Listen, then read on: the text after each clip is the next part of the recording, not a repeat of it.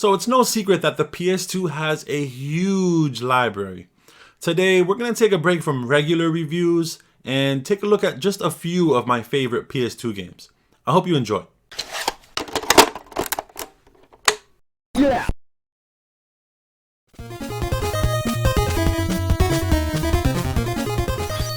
Alright, so first up we have the action-adventure game Onimusha. This is sort of like a precursor to this generation's Neo series. You play as samurai warrior Samanosuke on his way to rescue Princess Yuki, who's in danger, and quickly he realizes he does not have what it takes to defeat the demons who took over Japan. Not to worry, you're granted the Ogre Gauntlet, capable of absorbing demon souls and powering up your weapons. First thing you'll notice is all the beautifully designed pre-rendered backgrounds, which in my opinion hold up pretty nicely in 2020. Now, similar to Capcom's other franchise Resident Evil, Samanosuke does control with tank controls. So if that's not your thing, you might want to consider just getting used to it. It takes about 5 to 10 minutes and you won't even notice it after that. And also something very similar to the PS1 Resident Evil games are the puzzles. You'll come across doorways that won't be able to open unless you insert the proper object. So it's up to you to venture back and forth in this feudal Japan setting, looking for objects, solving puzzles, and defeating enemies, all the while leveling up your weapons to take on enemies with flash. Now, there is a bit of grinding involved. You will come across doorways that require your weapon to be leveled up to a certain amount. But that's not a big deal. Just go back, defeat some enemies, power up your weapon, and go right on into the next area.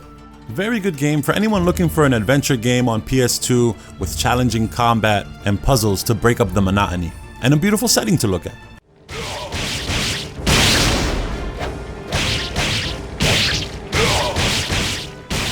Tell me, Samanosuke, are you interested in serving our clan? My Lord Nobunaga Oda would welcome a great samurai like yourself. I serve no one. My life is mine and mine alone to command. I see. However, I will not give up yet. We shall meet again.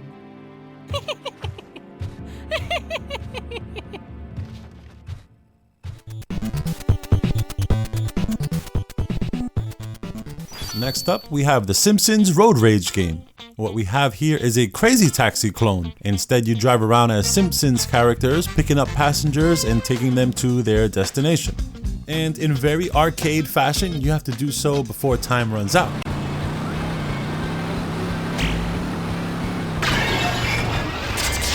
That's driving. That was so fast.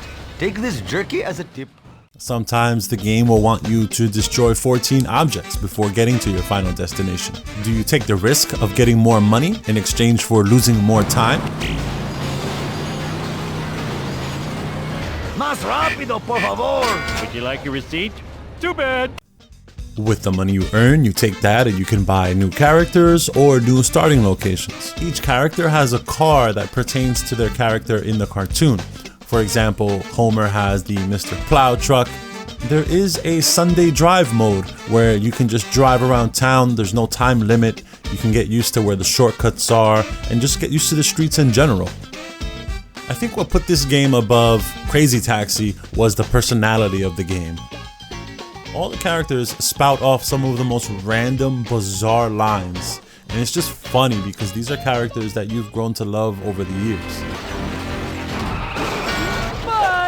Oh, now I'm alone. Oh, well. See you later. Hi, everybody. Hi, Dr. Nick. Take me to the retirement castle, please. I need a cadaver to practice on. I'm afraid of the future. Another mode which is cool is the mission mode. It's like Bart having to take Homer back to work because Mr. Burns found out that Homer ditched work. Definitely good arcade fun. If you liked Crazy Taxi, give the Simpsons Road Rage game a shot. I think you'll like it even more. I'm so smart. I am so smart. S-M-R-T. I mean S-M-A-R-T.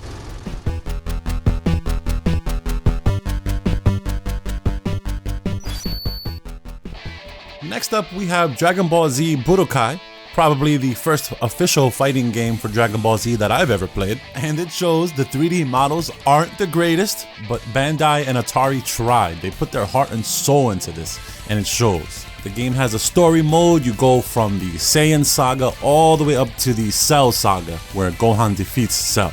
Who would have known this was the first of oh so many times replaying the story of Dragon Ball Z. It's not the most in-depth fighting system out there. Most moves consist of punch, punch, kick, kick, energy, kick, kick, punch, punch, energy wave, and so on and so forth. There's no sweep maneuvers that you would have to do to execute moves. Final Blast! But I mean, it has some depth. Things like the punishment windows are very, very small. You need to react quickly after guarding enemy attacks. And the game's tournament mode, where you'll gain most of your prize money to go and buy items, is very, very difficult in higher levels, as the CPU is almost trained to get you in a ring out situation. One of the things you'll find most rewarding is the game's replayability. As like I mentioned earlier, you get prize money for winning tournaments. You then use that prize money to customize your characters and create different builds. So there's a nice gameplay loop of winning tournaments and spending that prize money towards buying different skills for your character builds. The story's got some funny moments too, like what if scenarios that didn't happen in canon. Like in example, Cell absorbs Krillin instead.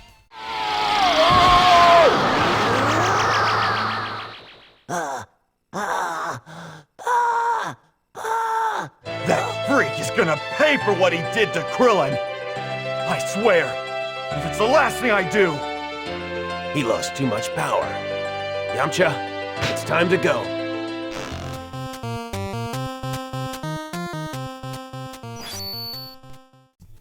Next up, we have Need for Speed Underground 2. I picked 2 over Part 1 because 2 was the first in the series to just let you roam around in an open world setting. It improves on everything, the graphics, the gameplay, and the audio.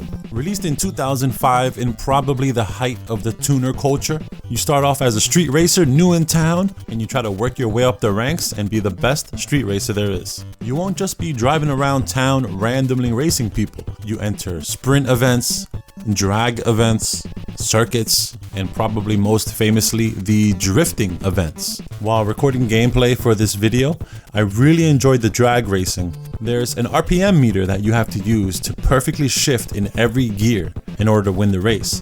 You won't be driving around turns or anything like that, it's just straight, but you will have to avoid lanes of traffic. The way the cars control is excellent, with a real arcade feel to how the cars maneuver. With no realism, it's just pure fun. In my opinion, this really was the last of the great tuner racing games.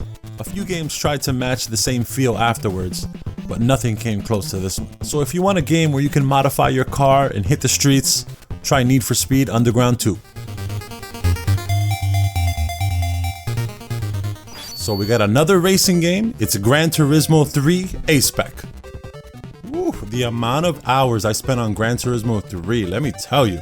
I love this game. I pretty much have every course memorized, and that's why it's so hard for me to move on to any other racing game. I do know the game has its issues, like the AI, super rubber banding issues with the AI, and AI that just won't leave their racing line. They'll even hit you. Whatever they can do to maintain that racing line, they'll do it. And of course, the game does have an arcade mode. Very useful if you don't want to go through the simulation mode to experience most of the cars. But simulation mode is where the meat of the game is. But of course, you do have to finish those ridiculously dumb and monotonous license tests. I do get why they do it. You know, they're trying to teach you the mechanics of simulation racing. But still, for veteran players, I feel like there should be a placement test or something like that. But yeah, after you finish those license tests, you get to race on courses that you used to race on the PS1 version of Gran Turismo. Remember those lovely courses where they're back in glorious 480p? No racing lines to follow here, like you would have in a Forza or something. All you get is a gear indicator there by your speedometer, letting you know the recommended gear you should be at before you enter a corner.